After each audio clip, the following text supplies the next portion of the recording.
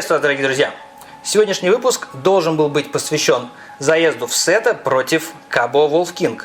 Но это останется за кадром, потому что FSET явно не дотягивает по динамике до Cabot. Почему? Да потому что размер магнитов меньше, рабочие токи меньше, хотя контры и там на 50 ампер и номинальная мощность моторов одинаковая. Но динамика меньше. В данном выпуске мы будем сравнивать электросамокат Blade Z. И там уже у нас 65 мм магниты, контроллеры уже на 55 ампер против 50 и максималку обоих за 100. Будет заезд где-то на 100-метровочку, а также замер разгона на Cabot. Вы просили, получите. Итак, погнали!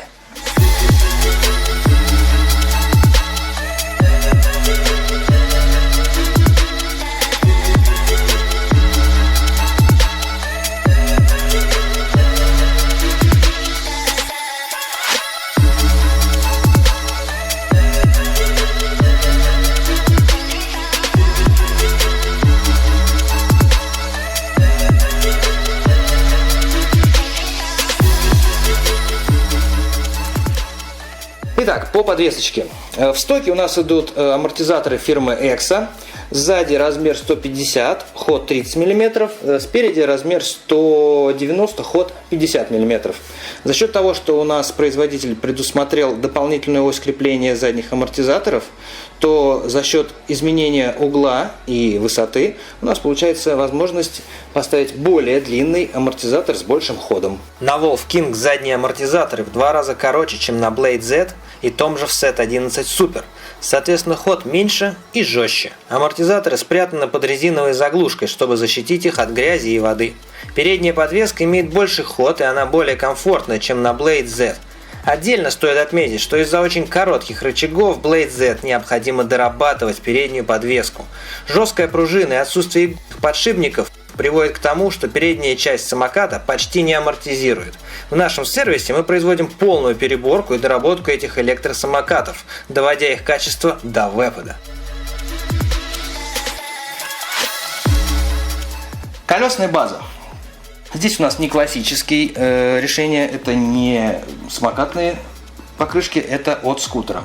Внутри у нас камера стоит, покрышки 12-дюймовые, 6,5 на 4,5. Если говорить про итальянские покрышки, которые идут на Ryan, то есть сликовый вариант, потоньше, это 90 или 100 на 55, 6,5. Есть вот универсальный протектор, это все тоже PMT Italia. И есть самый толстый вариант сликовый, это вот 110 на 55 на 6,5. На Cabot 11-дюймовые колеса, поэтому палитра резины другая. Можно выбрать два вида покрышек. Значит, сликовые, ну как сликовые, относительно это универсальные покрышки, больше для города или для сухого бездорожья. И чистый оффроуд, не шипованный. Но такой уже всем известный, это CST покрышки. Протектор достаточно здесь мощный. Для любого сухого и даже мокрого бездорожья отлично проходит с камерами. Размер у них 90 на 65 и 6,5. Если сравнивать с колесами от Blade Z, то разницу видите какая, да? Там уже прям полноценные такие скутерные колеса идут, жирнейшие покрышки, тоже с камерами. Итак, мотор. То, что объединяет сразу 3 проекта: Vapid, Ryan и Blade Z. Мотор на Ryan у нас идет с дополнительной вентиляцией, соответственно, в него вкачивается больше мощности. Номинальное значение 2500 Вт, а на Cabot Wolf King 2000 Вт. На FSET 11 мощность тоже 2000 Вт, но размер магнитов 60 мм, поэтому, как мы уже ранее говорили, он выпадает из этого сравнения. Размер магнитов у нас 65 мм, жирнейшая обмоточка, и вкачивается сюда в пике по 5 кВт в каждый мотор. Соответственно, в полном приводе у нас получается 10 кВт. В принципе, если здесь добавить какое-то охлаждение, то, я думаю, можно точно так же достигать таких же конфигов путем замены контроллеров. Что внутри этих самокатов детально мы уже рассматривали. Можете ознакомиться с соответствующими видео, выпущенными ранее на нашем канале. Поэтому чисто по цифрам мы имеем FSET 11 Super 62 кг, магниты 60 мм, мощность 8400 Вт, максимальное напряжение 84 вольта и контроллеры 51 ампер. Заявленная максимальная скорость до 90 км в час. Кабо на 10 кг легче, 52 кг. Магниты 65 мм, мощность такая же, 8400 Вт. Максимальное напряжение 84 вольта и контроллеры 50 ампер. Заявленная максимальная скорость более 100 км в час.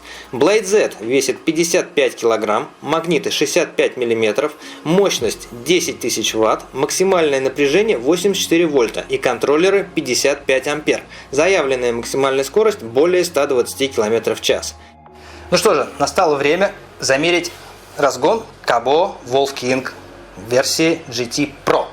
Ну а заодно мы узнаем, почему мы с вами обсуждали в самом начале про подвеску, как это связано с рулежкой, разгоном и самой ездой. Погнали!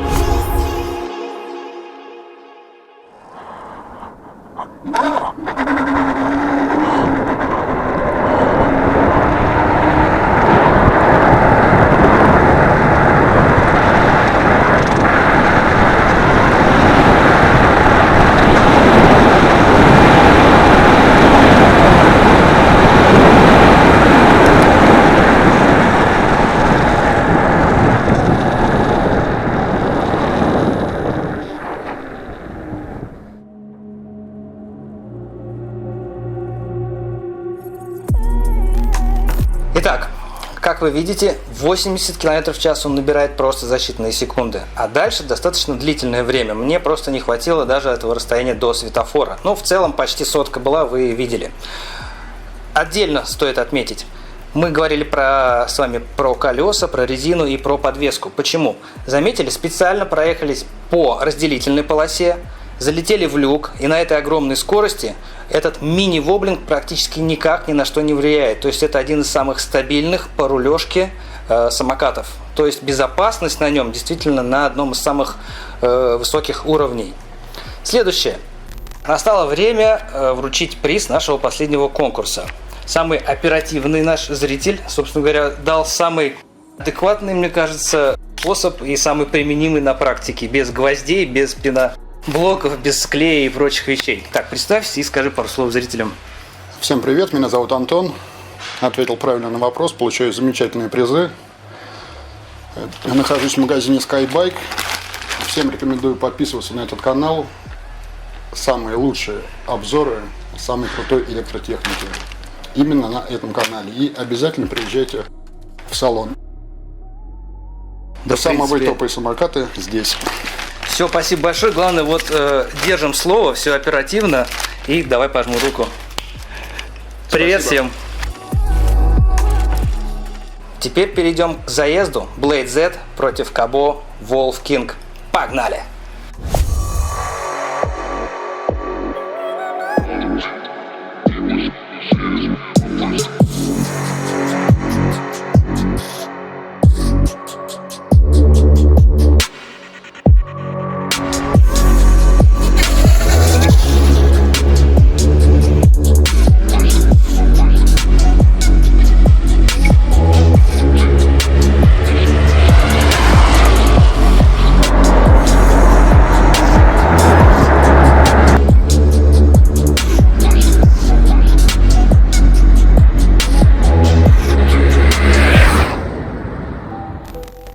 Итак, самокаты по характеристикам практически равны, но максималка немного разная. И благодаря тому, что на Blade Z крейсерская скорость выше, то дальше уже после этого расстояния, как вы видели, он на корпус был на финише впереди.